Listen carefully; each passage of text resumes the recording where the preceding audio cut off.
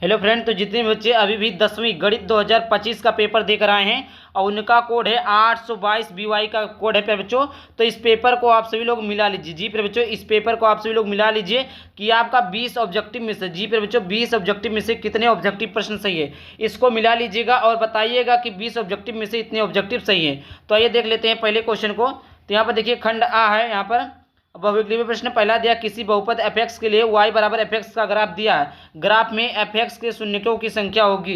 तो यहाँ पर क्या होगा प्यारे बच्चों, 1 होगा कि 3 होगा कि 2 होगा कि 4 होगा।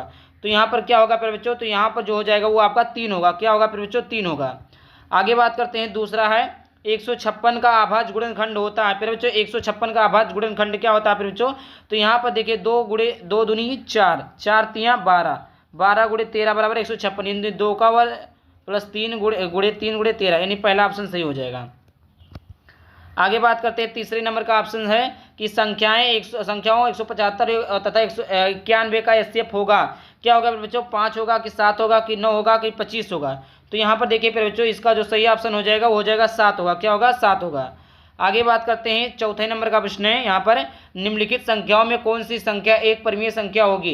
निम्नलिखित संख्याओं में कौन सी संख्या एक परिमेय संख्या होगी, तो अंडर रूट में 3 बटे अंडर रूट में 5 होगा, अंडर रूट में 2 बटे गुणे अंडर रूट में 7 होगा, अंडर रूट में 5 गुणे अंडर रूट में 7 और अंडर रूट में 5 माइनस 7। ये चीज़ें प्यारे बच्चों हमने करवाए एकदम 100%। ये पेपर आप जाइए मिलाइए, मैंने करवाया, जो बोला था कि जो कहेंगे वही आएगा, वही आया। तो इसका ऑप्शन नंबर सी सही हो जाएगा, चौथे का सी।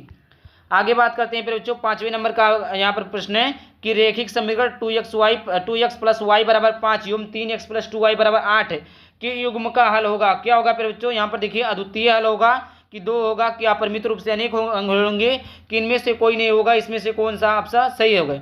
तो पहले बच्चों इसका होगा अद्वितीय हल होगा। छठवें नंबर का प्रश्न है, AP 6, 10, 14 का 25वां पद होगा। क्या होगा, 100 होगा कि 102 होगा कि 101 होगा कि 151 होगा। तो यहाँ पर देखिए जो इसका पद होगा वो हो जाएगा बी। क्या हो जाएगा, बी, 102। आगे बात करते हैं फिर बच्चों, आगे बात करते हैं, सातवें नंबर का प्रश्न है, यदि द्विघात समीकरण x² plus 2x minus P बराबर 0 का एक मूल -2 है तो p का मान होगा। p का मान क्या होगा फिर बच्चों, तो यहाँ पर देखिए फिर बच्चों ये हो जाएगा 0, 1 या 2 या 3। तो इसका कौन सा ऑप्शन सही हो जाएगा फिर बच्चों, तो यहाँ पर देखिए कौन सा ऑप्शन, सातवां है, सातवें का ए सही हो जाएगा, 0। आठवां देख लेते हैं, दो बिंदुओं 2, 3 और 4, 1 के बीच की दूरी है। दूरी प्यारे बच्चों हमने बताया था कि अंडर रूट में x2 माइनस x1 का whole square plus y2 minus y1 का होल स्क्वायर से निकल जाएगा। तो यहाँ पर देखिए पहला दिया है 2 दिया है, 2 अंडर रूट 2 या 2 अंडर रूट 3 या 12। तो यहाँ पर देखिए इसका जो सही ऑप्शन हो जाएगा फिर बच्चों वो हो जाएगा आपका 2 अंडर रूट 3। अगर आप नहीं आता तो ऐसे मिला लीजिए, 4 में से 3 गए 1, 1 का वर्ग 1 और 1 में से 1 माइनस 2 1। तो यहाँ पर हो जाएगा अंडर रूट में 2 सही। यहाँ पर नहीं मिला देंगे, x2 माइनस x1 का whole square plus y2 minus y1 का होल स्क्वायर से निकाल लेंगे, 20 की दूरी आ जाएगी। और 9वां नंबर का प्रश्न है, त्रिज्या r वाले वृत्त के उस त्रिज्यखंड का क्षेत्रफल ज्ञात कीजिए जिसका कोण थीटा होगा। थीटा बटे 180 2 पाई आर, थीटा बटे 180 पाई आर स्क्वायर, थीटा बटे 360 2 पाई आर। यह आपका हो जाएगा यहाँ पर थीटा बटे 720 2 पाई आर स्क्वायर। तो यहाँ पर बच्चों हो जाएगा 2 से 2 काटेंगे, ये हो जाएगा 360। तो थीटा बटे 360 होता है, पाई आर स्क्वायर होता है त्रिज्यखंड का क्षेत्रफल। डी ऑप्शन सही है। 10वें का देखिए, 3 सेंटीमीटर त्रिज्या के एक वृत्त के केंद्र पर 5 सेंटीमीटर दूरी पर स्थित किसी बिंदु से वृत्त पर खींची गई एक स्पर्श रेखा की लंबाई होगी।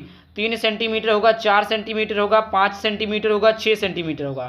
तो यहाँ पर देखिए पर बच्चों 10वें का जो सही ऑप्शन हो जाएगा 4 सेंटीमीटर। क्या होगा, 4 सेंटीमीटर होगा। देखिए यहाँ पर 11 12 नहीं दिख रहा है, 13 है। तो यहाँ पर मैं बता देता हूँ फिर जो 11 का जो सही ऑप्शन है वो हो जाएगा बी और 12 का जो सही ऑप्शन है वो हो जाएगा ए। ये दोनों आप लोग मिला लीजिएगा, इसमें क्वेश्चन नहीं, पेपर शायद छूट गया है, हाँ शायद छूट गया है, नहीं तो मैं दिखा देता हूँ, आप लोग मिला लीजिएगा। 13 नंबर का प्रश्न देखते हैं, यदि साइन थीटा बराबर कोस थीटा है तो 0 से बड़ा 0 और उससे बड़ा 90 डिग्री है तो का मान होगा, थीटा का मान 60 45 30 होगा, 0 होगा। तो यहाँ पर कौन सा ऑप्शन सही हो जाएगा, बी सही हो जाएगा, 45 होगा। और 14 नंबर का प्रश्न है, कॉस 0 का मान होता है। प्यारे बच्चों ये बहुत ही आसान क्वेश्चन है। कॉस 0 का मान क्या होता है बच्चों, 1 होता है, 0 होता है, 2 होता है, माइनस 1 होता है। तो कॉस 0 का मान 1 होता है, कॉस 90 का मान 0 होता है, साइन 0 का मान 0 होता है, साइन 90 का मान 1 होता है। उसके बाद में देखिए यह tan 2a बराबर 1 है, जहाँ 2a नहीं उनको है तो a का मान होगा 36 डिग्री, 22 से 1/2 डिग्री, 38 डिग्री या 45 डिग्री। तो इसका मान जो हो जाएगा फिर बच्चों बी हो जाएगा 22 से 1/2 डिग्री। आगे बात करते हैं 16 नंबर का प्रश्न यहाँ पर है सेक ए प्लस टेन ए 1 माइनस साइन ए का मान होगा सेक ए होगा साइन ए होगा कोसेक ए होगा कॉस ए होगा। फिर बच्चों इसका जो सही ऑप्शन हो जाएगा फिर बच्चों हो जाएगा डी। कौन सा सही हो जाएगा? डी हो जाएगा, कॉस ए होगा। आगे बात करते हैं 17 नंबर का भी क्वेश्चन नहीं है 20 है एक पासे को एक बार फेंकने पर सम संख्या प्राप्त होने की प्रायिकता होगी 1/4 1/3 1/2 1/16। तो इसमें से सम संख्या होने की प्रायिकता क्या होगी फिर बच्चों? ये हो जाएगा आपका सी। क्या हो जाएगा? सी 1/2। मैं क्वेश्चन को दिखा देता हूँ, सारे क्वेश्चन को दिखाता हूँ। अभी है शायद इसमें हमने लिया नहीं है बट क्वेश्चन को सारे क्वेश्चन को मैं दिखाता हूँ। 1 मिनट रुकिए आप सभी लोग। तो यहाँ पर मैं दिखा देता हूँ 17 जो है किसी बारंबारता बंटन के माध्य और माध्यिका क्रमशः 26.1 25.8 है। बंटन के लिए बहुलक का मान होगा 24.2 होगा 25.1 होगा 25.2 होगा 26.4 होगा। फिर बच्चों इसका जो सही ऑप्शन हो जाएगा 25.2 होगा। कितना होगा? 25.2 होगा। आगे बात करते हैं 18 है निम्नलिखित सारणी का बहुलक वर्ग है। निम्नलिखित सारणी का बहुलक वर्ग क्या है फिर बच्चों? यहाँ पर आप सभी को बहुलक वर्ग बताना है। तो 5 से 10 है कि 15 से 20 है कि 20 से 25 है कि 10 से 15 है। तो यहाँ पर देखिए फिर बच्चों इसका सही ऑप्शन हो जाएगा सी वाला हो जाएगा।